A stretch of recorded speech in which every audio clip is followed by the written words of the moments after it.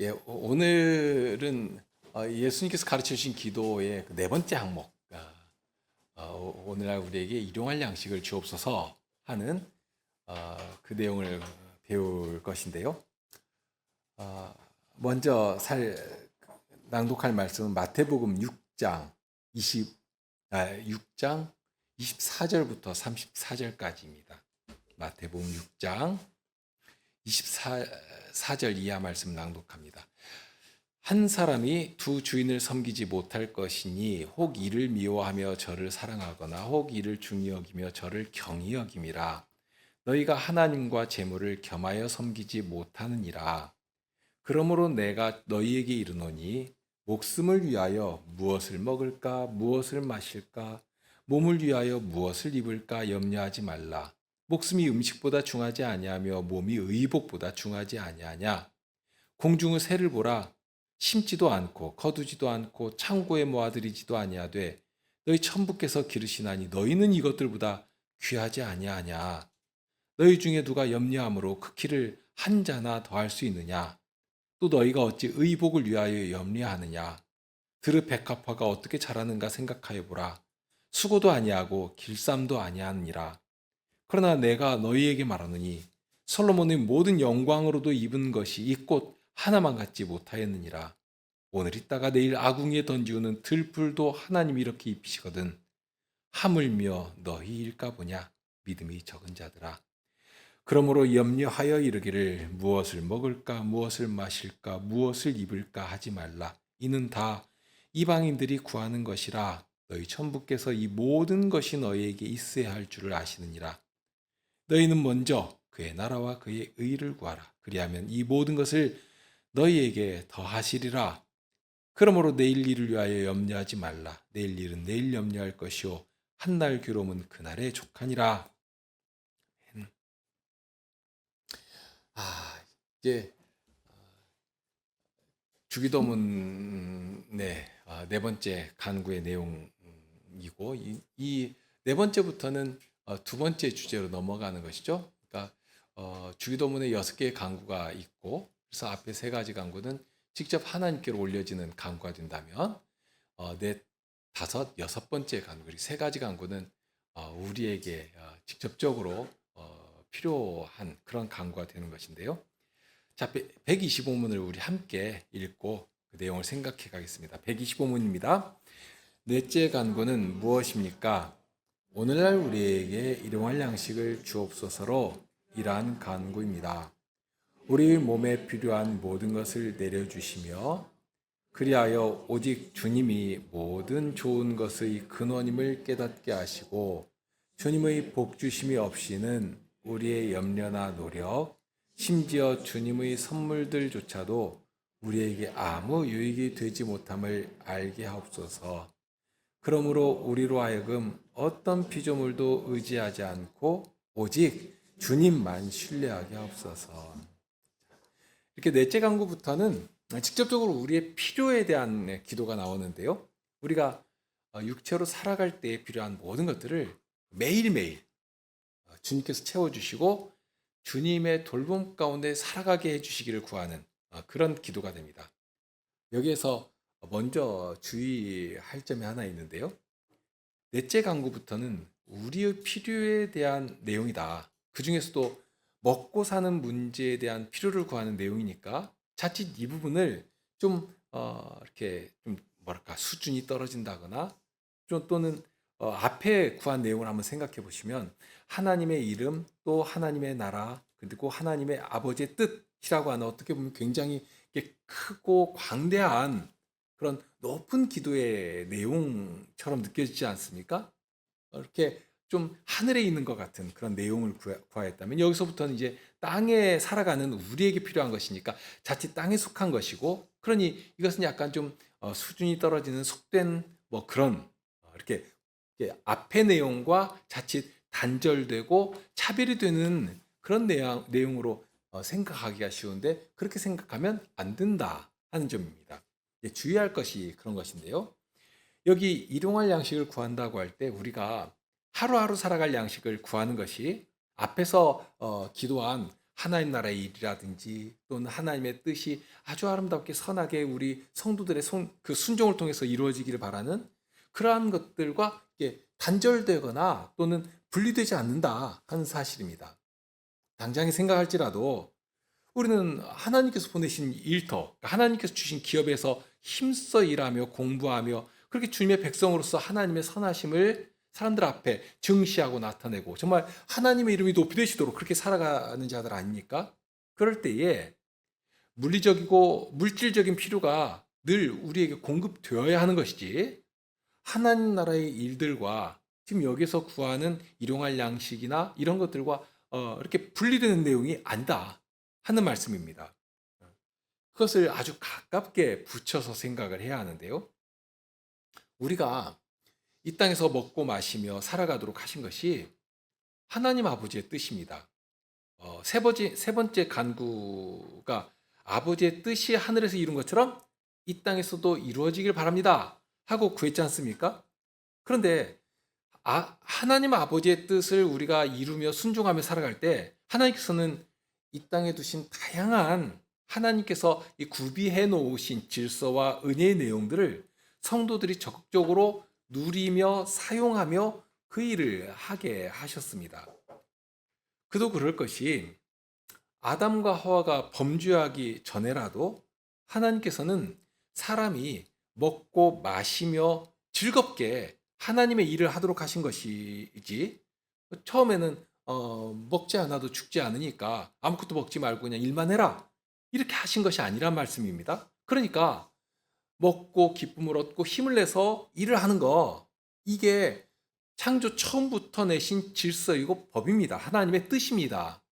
과연 먹든지 마시든지 무엇을 하든지 하는 말씀이 거기서부터 시작되는 것이죠. 그러니 무슨 이렇게 신령한 사람들은 이렇게 신령하게 되어갈수록 이 땅에서도 이슬만 먹고 살아가는 그런 식으로 생각한 일이 참 많지 않습니까? 물질적인 것들, 이 육체적인 것들은 이 땅에 세상에 속한 것이니까 그런 물질적 육체적인 것에서 점점 풀려나서 자유롭게 그러니까 예전부터 기독교인들 중에서도 이 세상의 그 악들이 얼마나 많고 정말 더럽고 취해서 도대체 여기 살 수가 없고 괴롭가니까 오지로 들어가 가지고 수도승이 되기도 하고요. 마치 중들이나 힌두교의 스승들, 구루 같은 그런 사람들이 그런 식으로 수도승이 되면 많은 사람들의 존경과 추앙을 받지 않습니까? 그러니까 속세를 떠나서 도인들처럼 살아가는데요. 꼭 그렇게 기독교인들도 그런 수도승 마냥 살아가는 것을 아주 고상하게 생각하고 그러다 보니까 예전에는 그런 독특한 수도승이 있으면 많은 제자들이 그 스승 아래로 모여가지고 결국 그 사람을 중심으로 해서 이제 수도원이 형성이 되고 하나의 큰 교파처럼 이렇게 세력을 형성하면서 나가거든요. 그러니까 개신교로 치면 어떤 교단이 이렇게 나오는 것처럼 그렇게 과거로부터 그렇게 훌륭한 선생님 밑에 그런 수도승 밑에 수도회가 형성이 되는 그래서 어거스틴 수도회라든지 베네딕토 수도회라든지 이런 것들이 다 그렇게 출발을 하게 되는 것이거든요.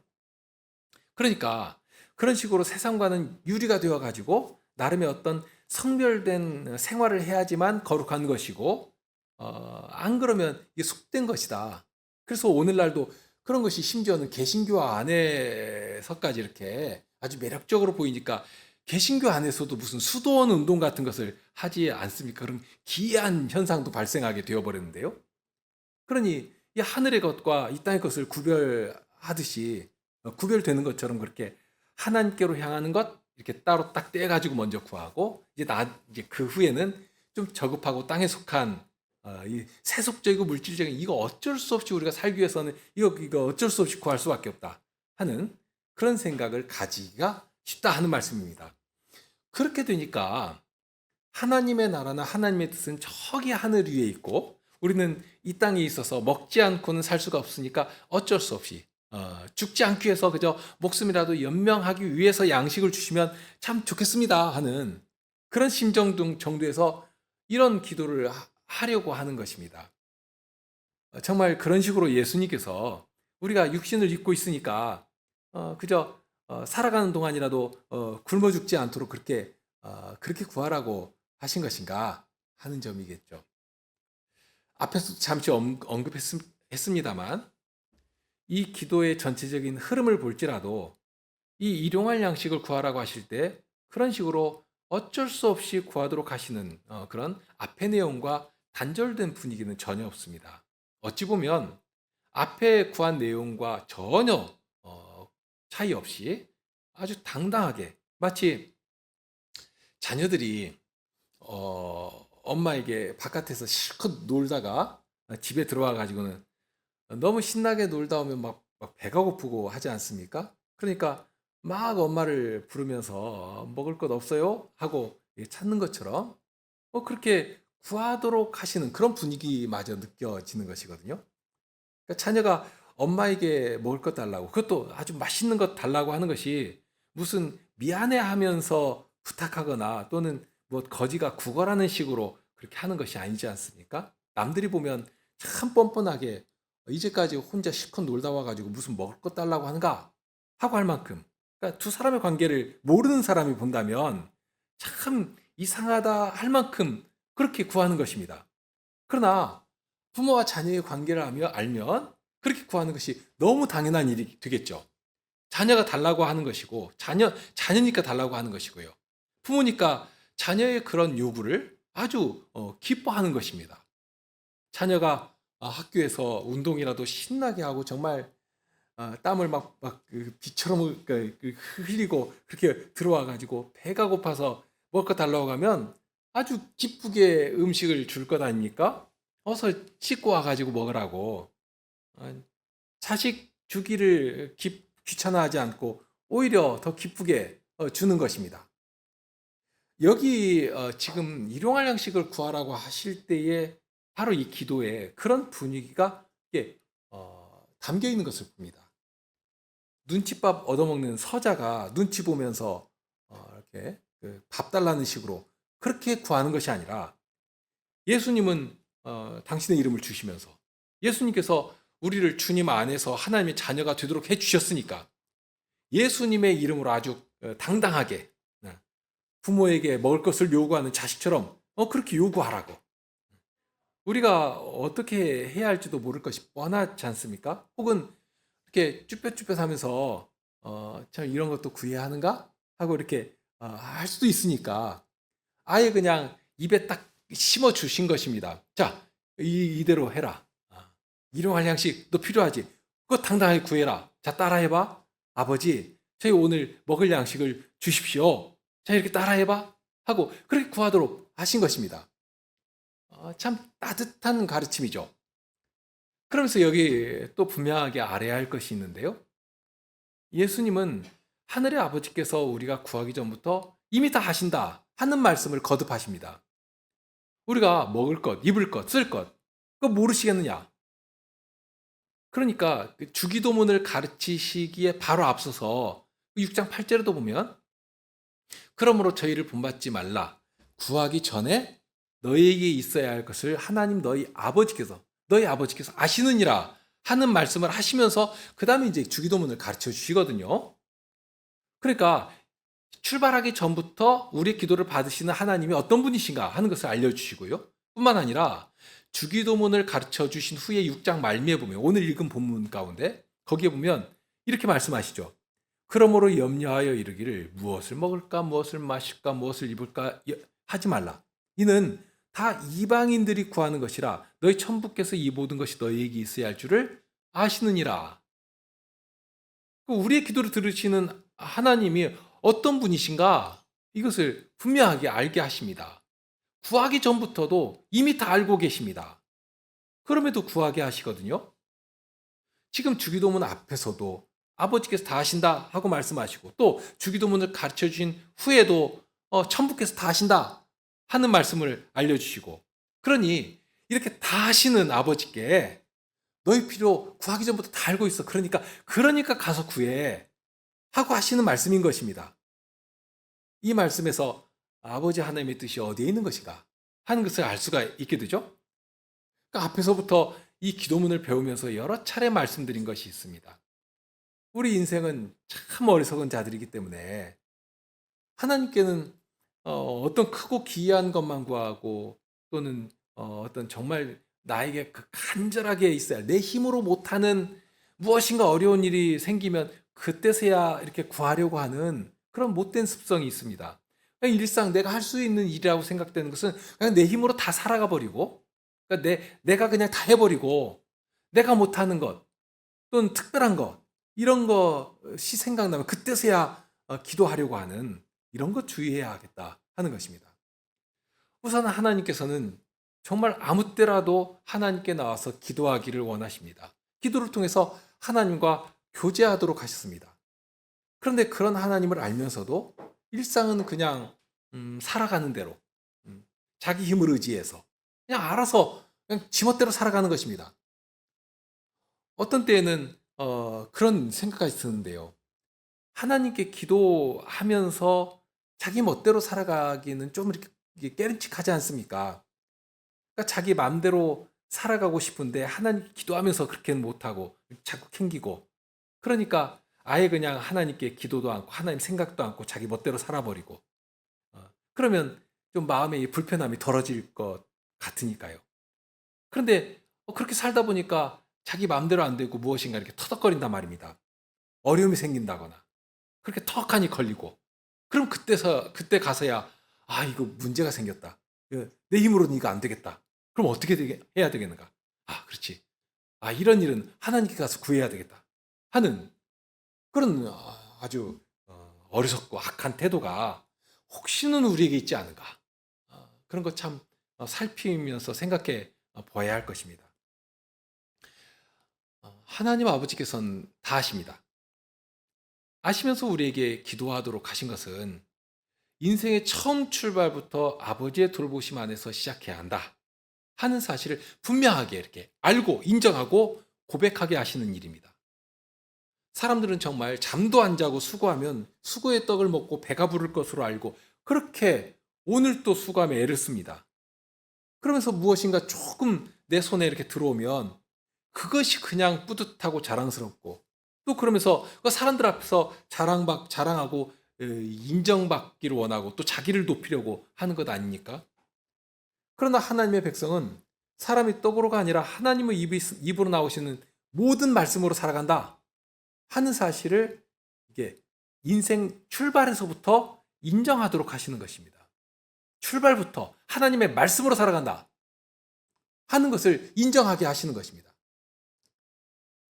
하나님은 우리를 지으신 분이십니다. 범죄하기 전부터. 아담이 에덴 동산에서 범죄하기 전부터라도 사람이 떡을 먹어야 할 것을 아셨습니다. 그렇게 지으셨으니까 그런 것입니다. 다만 처음은 좀 다른데요. 먹고 마신다 하는 것은 단순히 생존을 위한 것은 아니었습니다. 안 먹는다고 해서 죽지 않거든요, 그때는. 그러면 처음부터 무엇 때문에 먹고 무엇 때문에 마시도록 하셨는가? 하나님께서 사람에게 명하신 선하고 복된 뜻을 이루기 위해서 그 일을 하기 위해서 음식을 먹도록 하셨습니다. 하나님의 영광을 위해서 하신 것입니다. 하나님께서 에덴 동산에 아담과 하와를 두시고 하나님의 거룩하신 경영을 알려주시고 그 경영에 참여하는 영광을 얻게 하시지 않았습니까? 피조물인데 그냥 피조물의 자리에 머무는 것이 아니라 오히려 하나님의 영광스러운 자리까지 이를 수 있는 길을 열어놓으신 것입니다. 천사들에게도 허락되지 아니한 그 길을 열어놓으시고 그 자리를 향해 장성해 가도록 하신 것이거든요.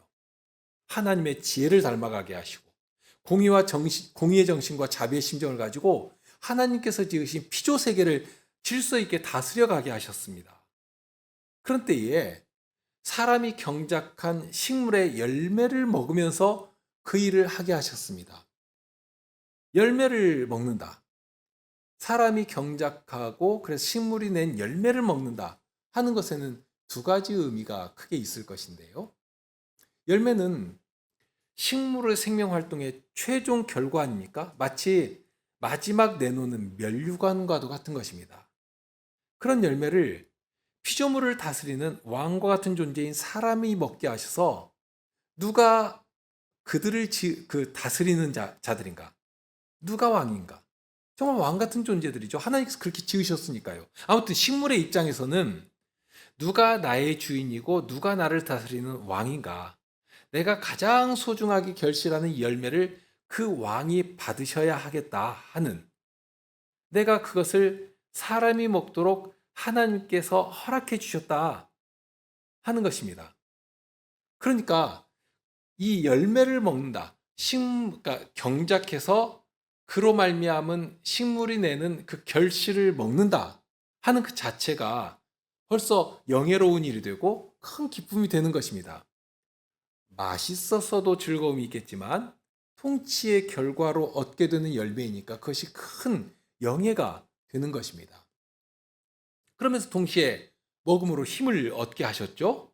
그러니까 죽지 않기 위해서 먹는 것이 아니라 하나님께서 명하신 일을 할 수 있도록 힘을, 이 음식을 먹음으로써 얻게 하셨습니다.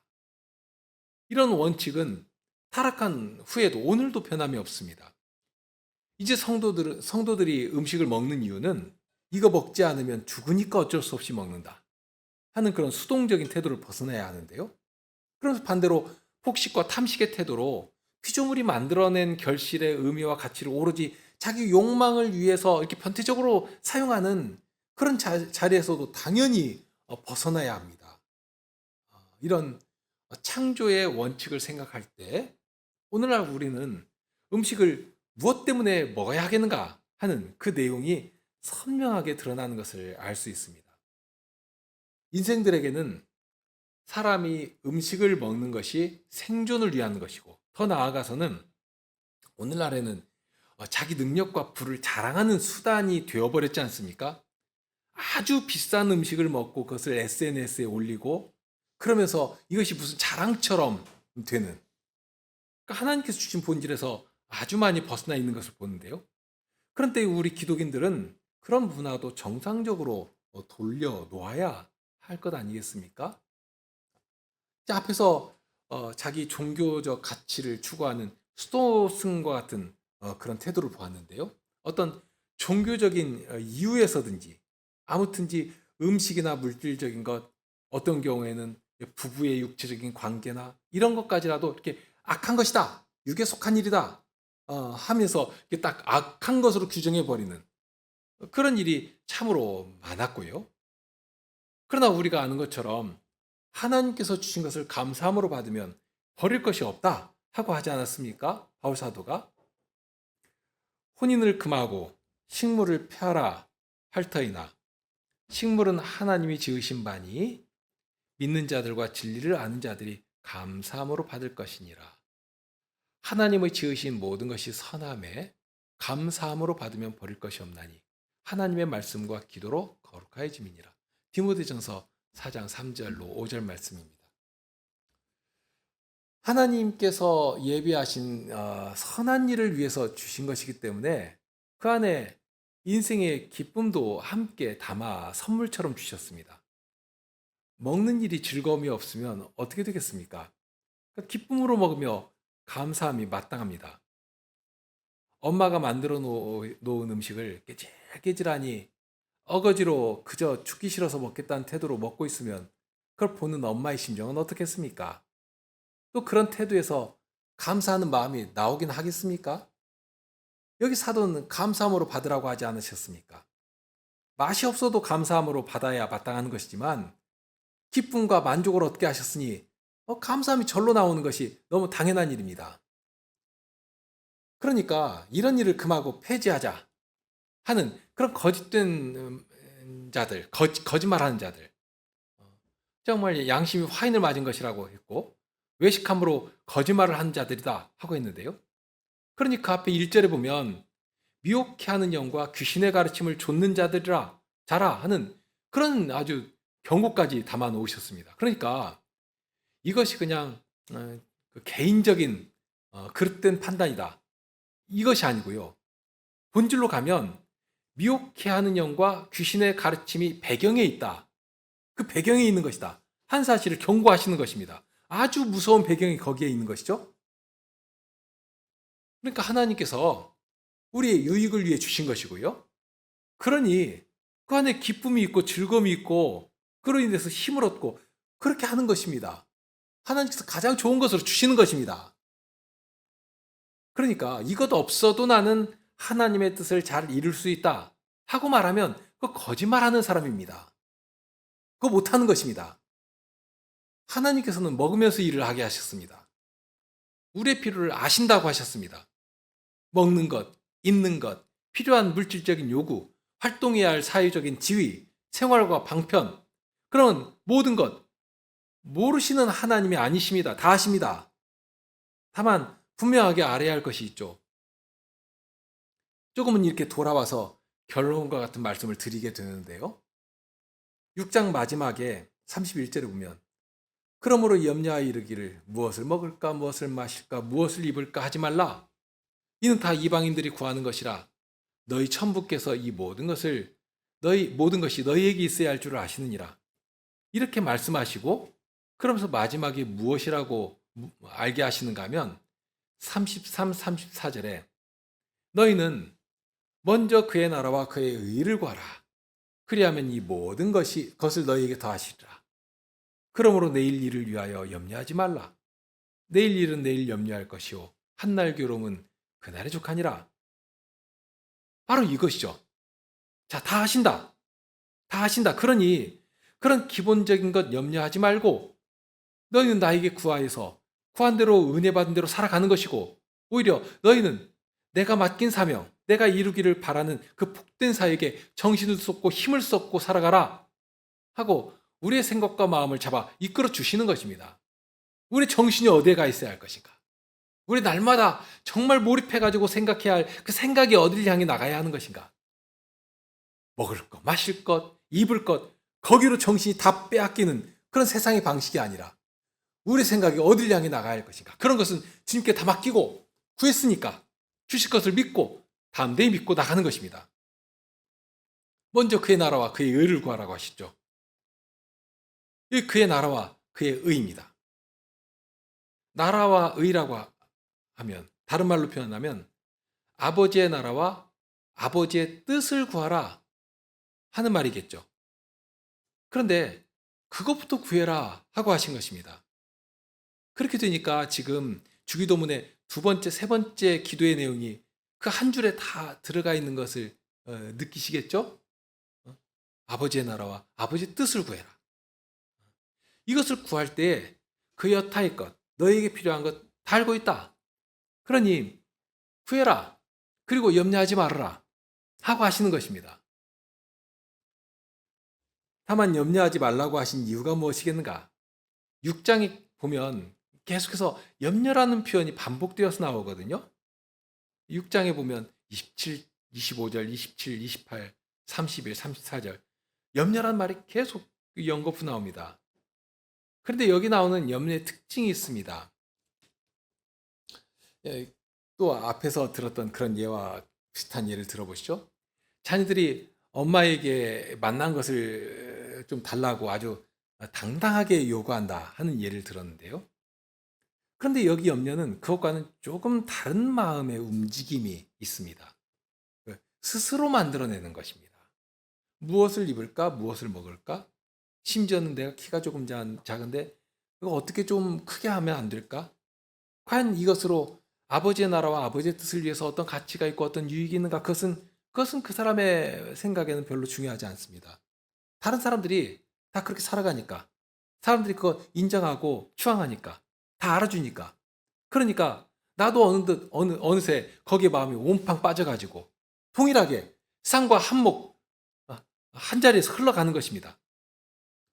그것 많이 가지고 있으면 사람들에게 인정받는 내 세상을 만들 수 있을 것 같으니까 마치 넉넉한 소출을 거둔 부자와 같죠. 내 영혼아 평안히 쉬고 먹고 즐거워하자 하고 했던 것처럼 자기를 배를 두드리면서 그것으로 만족해버리는 것입니다. 그렇게 자기 곳간을 늘리고 거기에 쌓아놓은 것을 보고 안심하고 그 즐거움을 얻는 것입니다. 하나님이 아닌 물질을 의지하는 것이죠. 진리가 아닌 세상의 방식을 지혜롭게 여기고 말로는 하나님의 뜻을 좇는다고 하지만 자기 손에 무엇인가 가득 들어있으면 그것이 훨씬 더 든든하고 의지가 되고, 그러니 내 마음도 안심이 되고 하는, 그런데 그런 태도가 인생들에게 참 많은 것입니다. 그런 인생들이 하는 그런 하나님이 아닌 다른 것을 의지하는 인생들이 하는 대표적인 것이 바로 염려입니다. 무엇 때문인지도 모르면서 사람들 앞에 자기를 나타낼 만한 무엇인가를 꾸며대면서 염려하는 것입니다. 그거 하지 말라. 하지 말아라. 그런 말씀입니다. 예수님께서는 우리의 아버지께서 어떤 마련으로 우리를 돌보시는지를 알려주십니다. 거듭 알려주시죠. 다 아신다. 다 아신다. 아시느니라. 그러니 염려하지 말아라. 염려하지 않을 수 있는 이유는 하나입니다. 우리 아버지께서 다 아시기 때문입니다. 그냥 아시는 것이 아니라 우리를 지으신 분이시니까. 더욱이 여기 아시는 이유는 예수님께서 지금 인생이 되셔서 우리의 형편을 직접 몸으로 지금 겪어내고 계시지 않습니까? 지금 이 말씀을 하실 때 인생과 함께 살아가시면서 인생의 모든 일들을 다 겪어내고 계시는 중이시니까 이거 더 잘 아시는 것입니다. 이미도 아셨지만 지금도 우리의 자리에서 함께 겪어내고 계십니다. 그러니 우리를 아시는 분께서 그것 주시지 않겠느냐 하시는 것입니다. 그러니 구하라고 하신 것이고요. 정리합니다. 이 넷째 간구는 두 가지 축이 있습니다. 첫째는 무엇을 위해서 간구하는가 하는 것이고요. 그러면서 둘째는 그렇게 구할 수 있는 근거가 무엇인가 하는 것입니다. 이 두 가지 축을 잘 알고 있으면 정말로 우리의 필요한 모든 것을 구할 수 있을 것입니다. 하나님께서는 우리 인생을 잘 아시니까 우리가 무엇을 먹어야 하는지, 또 무엇을 마시고 무엇을 입고, 또 어떻게 일하고 어떤 상황 속에서 기쁨을 얻고 즐거이 살아갈 수 있는 것인지 잘 아십니다. 그러니 구해야 합니다.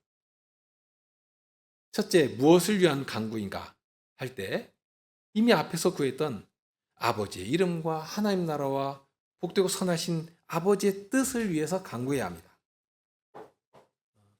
미련한 부자가 자기 배 두드리듯 하는 그런 욕망을 위해 구하는 것이 아니라 주께서 주신 것으로 만족하고 주께서 맡기신 일을 힘써 할 수 있도록 내게 능력 주시는 자 안에서 내가 모든 것을 할 수 있다고 하셨는데 바로 그 사실을 우리의 순종되고 헌신된 삶을 통해서 나타낼 수 있도록 그런 복된 일을 바라며 구해야 하는 것입니다. 그리고 둘째는 이렇게 구할 수 있는 근거입니다. 그것은 우리의 기도를 들으시는 아버지께서 하늘의 하나님이시기 때문입니다. 그런즉 이 일에 대하여 우리가 무슨 말을 하리요? 만일 하나님이 우리를 위하시면 누가 우리를 대적하리요?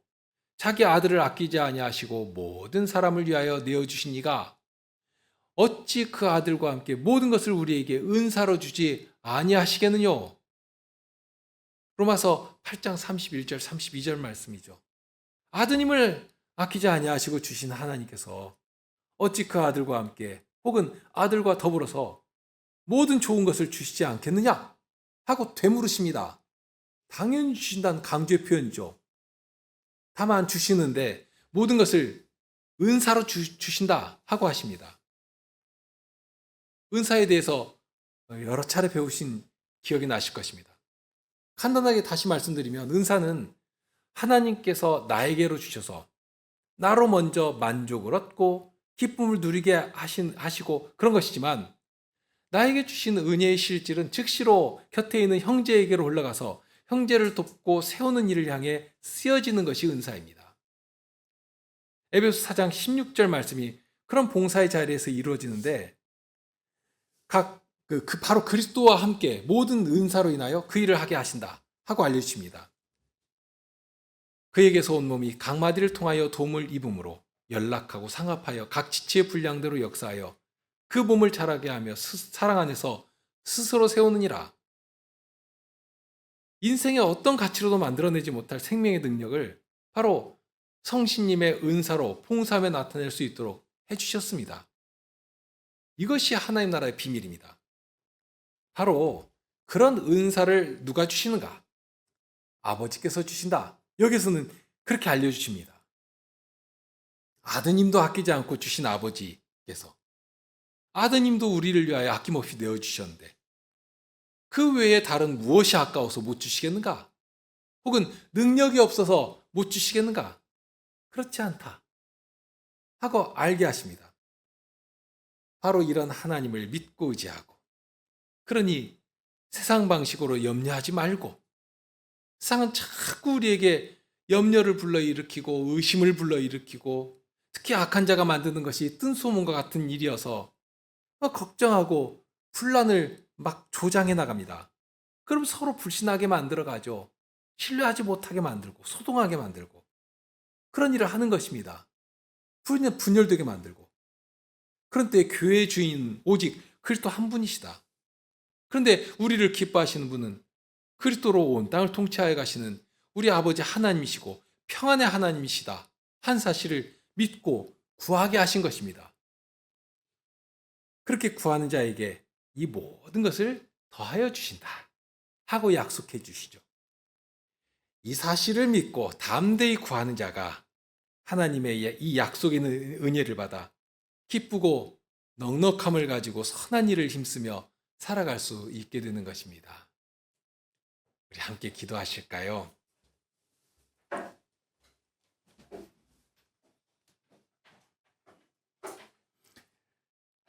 저희 구원이신 주님께서 염려하지 말라 하셨고 모든 염려를 주님께 맡겨라 하고 명하셨는데 저희가 주님의 말씀보다도 다른 것이 더 유능하게 느껴지고 눈에 보이는 것이 너무나도 힘있게 느껴져서 그러니 거기에 주님의 말씀을 어떻게 생각하는가 하는 제 어리석고 약한 모습이 그대로 보일 뿐입니다.